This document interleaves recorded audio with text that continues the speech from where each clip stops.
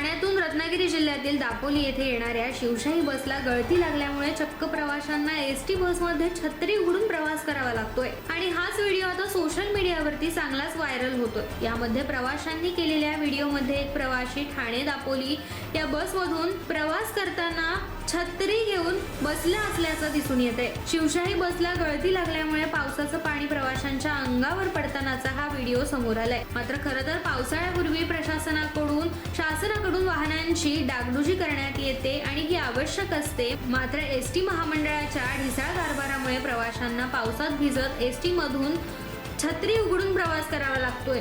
एकीकडे महाराष्ट्र राज्य परिवहन महामंडळाच्या वतीने उत्पन्न वाढीसाठी विविध प्रकारचे उपाय राबवले जातात, तसेच प्रवासी वर्गाने खासगी वाहतुकीकडे महामंडळाकडे वळावे यासाठी नवनवीन बस देखील आणल्या जात आहेत। एकीकडे नवीन उपाययोजना करायच्या आणि दुसरीकडे जुन्या वाहनांकडे दुर्लक्ष करायचं हा धोरण महामंडळाने अवलंबावा, अशी वेळ तरी का यावी असा प्रश्न आता या व्हिडिओ नंतर सर्वजण उपस्थित करतात।